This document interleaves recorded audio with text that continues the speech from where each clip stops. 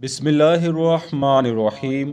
صحیح بخاری اور مسلم شریف میں ہے کہ حضرت ابن عمر رضی اللہ عنہما سے مروی ہے، مسلمان جب مدینہ طیبہ تشریف لائے تو وہ خود بخود نماز کے وقت جمع ہو جاتے تھے، ان کو بلایا نہ جاتا تھا۔ ایک دن انہوں نے اس سلسلے میں مشورہ کیا تو بعض صحابہ نے کہا، ہم عیسائیوں کے بغل کی طرح بغل بجانا شروع کر دیتے ہیں، جس کی آواز سب کے گھروں تک جایا کرے گی۔ کسی نے کہا، یہودیوں نے جس طرح سینگ اختیار کیا ہوا ہے، ہم بھی اسی طرح کرتے ہیں۔ حضرت عمر فاروق نے مشورہ دیا، کیا ہم کسی شخص کو نہ بھیج دیا کرے جو نماز کے لیے آواز دے کر لوگوں کو اکٹھا کر دیا کرے؟ اس موقع پر حضور علیہ الصلاۃ والسلام نے فرمایا، اے بلال اٹھو اور نماز کے لیے آواز دو۔ چونکہ اس وقت تک اذان شروع نہیں ہوئی تھی تو حضرت بلال نماز کے لیے یوں بلایا کرتے تھے، یعنی آپ بلند آواز سے پکارتے، الصلاۃ الجامعہ، نماز کھڑی ہونے والی ہے۔ ایک دن صحابی رسول حضرت عبداللہ بن زید بن ثعلبہ رضی اللہ تعالی عنہ نے خواب میں ایک شخص کو دیکھا جس نے ان کو اذان اور اقامت سکھائی۔ صبح ہوئی تو آپ بارگاہ نبوت میں حاضر ہوئے اور اپنا خواب بیان کیا۔ حضرت معاذ بن جبل کی روایت جسے امام احمد بن حنبل علیہ رحمہ نے نقل کیا ہے، اس میں ہے کہ حضرت عبداللہ رضی اللہ عنہ نے عرض کیا، یا رسول اللہ، میں نے وہ کچھ دیکھا جو اس میں ہونے والا دیکھتا ہے، اور اگر میں کہوں کہ میں سویا ہوا نہیں تھا تو میں سچ کہنے والا ہوں گا۔ یا رسول اللہ، میں نے ایک شخص کو دیکھا جس پر دو سبز کپڑے تھے، وہ قبلہ رخ ہوا اور اس نے دو دو بار کہا، اللہ اکبر اللہ اکبر، یہاں تک کہ اس نے اذان مکمل کی اور فارغ ہو گیا۔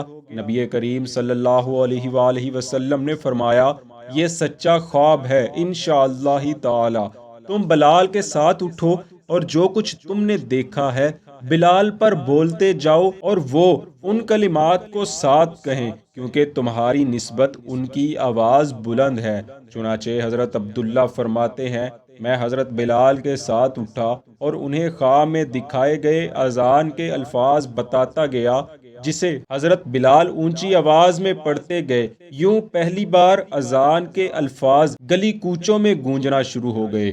امیر المومنین حضرت عمر فاروق رضی اللہ تعالی عنہ نے اپنے گھر میں جب اذان کے الفاظ سنے تو آپ چادر سمیٹ کر فوراً رسالت مآب صلی اللہ علیہ وآلہ وسلم کی بارگاہ میں حاضر ہوئے اور عرض کیا، اس ذات کی قسم جس نے آپ کو حق کے ساتھ بھیجا ہے، یا رسول اللہ، میں نے بھی اسی طرح خواب میں دیکھا جیسا انہوں نے دیکھا۔ اس حوالے سے ایک اور روایت میں ہے کہ حضرت عبداللہ بن زید فرماتے ہیں، میں سویا ہوا تھا کہ ایک شخص میرے گرد گھوم رہا تھا، اس کے ہاتھ میں ناقوس یعنی بغل تھا۔ میں نے کہا، اے بندہ خدا، کیا تو اسے بیچتا ہے؟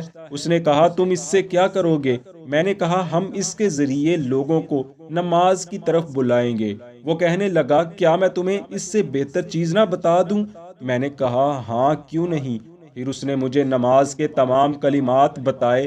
پھر وہ مجھ سے تھوڑا دور چلا گیا اور کہنے لگا، جب نماز کے لیے کھڑے ہو جاؤ تو یوں کہو، یعنی پھر اس نے اقامت کے بھی تمام کلمات بتا دیے۔ دوستو، اذان کب شروع ہوئی اس کے بارے مختلف روایات ملتی ہیں۔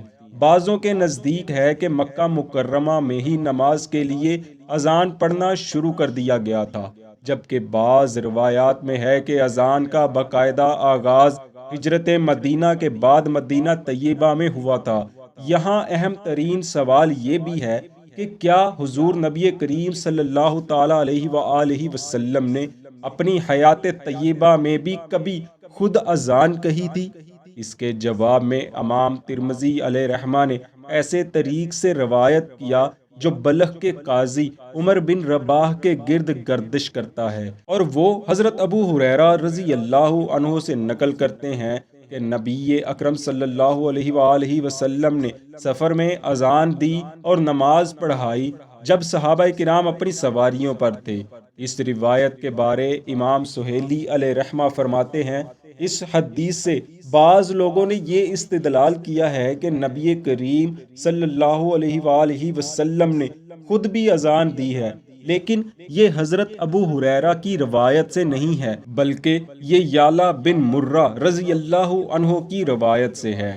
اس کو امام نووی علیہ رحمہ نے بھی قطعی طور پر بیان کیا ہے کہ نبی اکرم صلی اللہ علیہ وآلہ وسلم نے ایک مرتبہ سفر میں اذان دی، اور آپ اسے امام ترمذی علیہ رحمہ کی روایت کی طرف ہی منسوب کرتے ہیں۔ سیرت ابن حشام میں ایک روایت ملتی ہے کہ اس میں رسول اللہ صلی اللہ علیہ وآلہ وسلم نے اذان کا حکم دیا تھا، یعنی آپ نے خود اذان نہیں کہی تھی۔ مسند امام احمد میں اس طریق پر، جس پر امام ترمذی علیہ رحمہ نے تخریج کی ہے، منقول ہے کہ آپ نے حضرت بلال رضی اللہ عنہ کو حکم دیا تو انہوں نے اذان دی، یعنی رسول اللہ صلی اللہ علیہ وآلہ وسلم نے خود اذان نہیں کہی تھی، بلکہ آپ نے حکم دیا تھا۔ ان تمام روایات کے بارے میں فتح الباری میں ہے کہ اس سے معلوم ہوا امام ترمذی کی روایت میں اختصار ہے، اور ان کا یہ کہنا کہ اذان دی، اس کا مطلب یہ ہے کہ حکم دیا۔ جیسے کہا جاتا ہے خلیفہ نے فلاں کو 1000 روپے دیے، حالانکہ وہ ایک دوسرے آدمی کے ہاتھوں سے دیے گئے، لیکن یہ بات خلیفہ کی طرف ہی منسوب ہوتی ہے کہ اس نے حکم دیا تھا، یعنی رسول اللہ صلی اللہ علیہ وآلہ وسلم نے اذان کہنے کا حکم دیا تھا، نہ کہ خود اذان کہی تھی۔